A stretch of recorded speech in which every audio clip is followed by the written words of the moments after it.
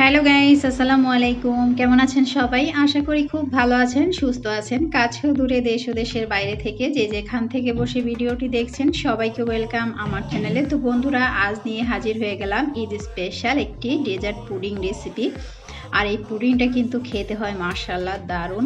বাচ্চারা তো ছোট থেকে বড় সবারই পছন্দ, আর আমার ঘরের বাচ্চাদের তো অনেকই পছন্দ।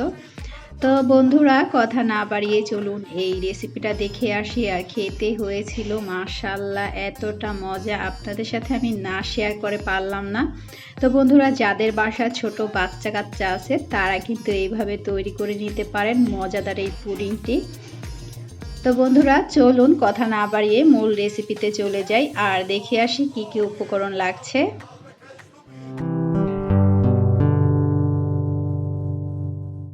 তো বন্ধুরা, পুডিংটি বানানোর জন্য আমি কিন্তু এখানে 1 লিটার পরিমাণ দুধ নিয়েছি, আর এটা কিন্তু হচ্ছে গরুর দুধ। আর এখানে এই যে সাবুদানা ভিজিয়ে রেখেছি 1 কাপ পরিমাণ, খুব ভালো করে ভিজে গেছে। তার সাথে নিয়েছি 3টা ডিম ভেঙে।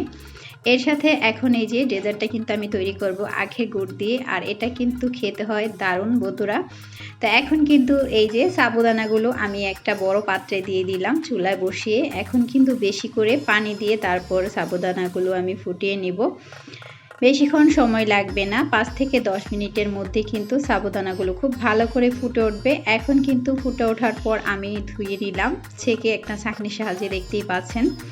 আর এরপর কিন্তু আবারও চুলায় প্যানটা বসিয়ে দিলাম, আর এখন কিন্তু দুধটা দিয়ে দিচ্ছি। আর দুধটা কিন্তু খুব ভালো করে আমি ঘন করে জাল করে নিব। তো এর সাথে কিন্তু 1/2 চামচ পরিমাণ দিয়ে দিচ্ছি গুড়। তো খুব ভালো করে কিন্তু জাল করে ঘন করে নিব দুধটাকে। আর এইভাবে যদি কখনো কেউ না খেয়ে থাকেন তাহলে অবশ্যই ট্রাই করবেন। এই পুডিংটা কিন্তু এই প্রচণ্ড গরমের মাঝে খেতে দারুণ হয় বন্ধুরা। আর ঈদের দিনে তো স্পেশালভাবে আপনারাও বানিয়ে নিতে পারেন।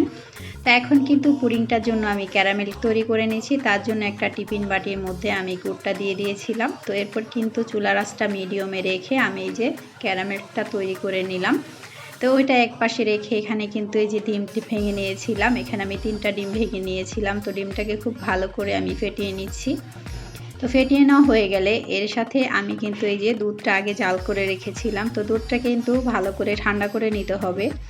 যখন দেখা যাবে একটা আঙ্গুল এর মধ্যে চুপে রাখা যাচ্ছে তখন কিন্তু ডিমটা দিতে হবে। বেশি গরম অবস্থায় যদি ডিমটা দিতে যান তাহলে কিন্তু ডিমগুলো সিদ্ধ হয়ে যাবে আর পুডিংটা একদমই নষ্ট হয়ে যাবে। তো এই পর্যায়ে কিন্তু এই যে আমি ডিমটা দিয়ে তারপর কিন্তু একটা হ্যান্ড উইস্কের সাহায্যে খুব ভালো করে কিন্তু মিশিয়ে নিচ্ছি। মেশানো হয়ে গেলে বন্ধুরা, এই পাত্র থেকে আমি কিন্তু অন্য একটা পাত্রে ছাঁকনির সাহায্যে এখন ছেঁকে নিচ্ছি। তো বন্ধুরা, প্লিজ কে কোথা থেকে ভিডিওটি দেখছেন একটা লাইক দিয়ে ভিডিওটি কন্টিনিউ করবেন। ভালো লাগলে চ্যানেলের পাশে থাকবেন, চ্যানেলটিকে সাবস্ক্রাইব করে আমাকে সাপোর্ট করবেন। তো এখন কিন্তু এই যে দুধটা সেঁকে নেওয়ার পর আমি আবারও এই বাটির মধ্যে নিয়ে নিচ্ছি দুধটাকে এখন। তো এই তো এখানে কিন্তু এখন এই যে নিয়ে নিচ্ছি যে সাবুদানাগুলো, তো ধুয়ে ঠান্ডা করে রেখেছিলাম। তো এখন কিন্তু এই যে দুধের মিশ্রণের সাথে একসাথে খুব ভালো করে আমি মিশিয়ে নিচ্ছি যেন কোনো দলা না থাকে। তো খুব ভালো করে মেশানোর পরে কিন্তু এই যে টিফিন বাটির মধ্যে যে ক্যারামেলটা তৈরি করে নিয়েছিলাম খুব ভালো করে কিন্তু সেট হয়ে গেছে। এখন এই পর্যায়ে কিন্তু আমি এই যে মিশিয়ে রেখেছি যে সাবুদানা দিয়ে ডিমের মিশ্রণটা দুধের সাথে, তো ওটাই এখানে দিয়ে দিচ্ছি। এরপর কিন্তু খুব ভালো করে আমি এটা সেট করে নিব এখন গরম পানির মধ্যে দিয়ে। তো এখানে কিন্তু চুলায় আমি আবারও প্যানের মধ্যে বেশি করে পানি দিয়ে তারপর একটা স্ট্যান্ড বসিয়ে দিলাম। তো এখন কিন্তু হালকা কুসুম গরম থাকা অবস্থায় পানিটা আমি এখানে এখন একটা স্ট্রেনার দিয়ে তারপরে যে বসিয়ে দিলাম, দেখতেই পাচ্ছেন। আর উপর থেকে কিন্তু ঢাকনা দিয়ে ঢেকে তারপরে যে শিলের যে পুতোরটা থাকে তো ওটা আমি ভারী কিছু দিয়ে আপনারা দিয়ে দিবেন, তাহলে কিন্তু আর নড়াচড়া করবে না আর পুডিংটাও একদমই ভিতর থেকে সুন্দর হবে। তো এই পর্যায়ে আমি কিন্তু 30 মিনিটের মতো ফুটিয়ে নিয়েছি। আর এখন কিন্তু মাশাআল্লাহ পুডিংটা হয়ে গেছে। তো দেখতেই পাচ্ছেন বন্ধুরা, আজকের ভিডিওটা যদি ভালো লেগে থাকে অবশ্যই একটা লাইক কমেন্ট শেয়ার করবেন, আর বেশি ভালো লাগলে চ্যানেলটিকে সাবস্ক্রাইব করে পাশে থাকবেন, পাশে থাকা বেল আইকনটি ক্লিক করে দিবেন। আজকের মতো বিদায় নিচ্ছি, আল্লাহ হাফেজ।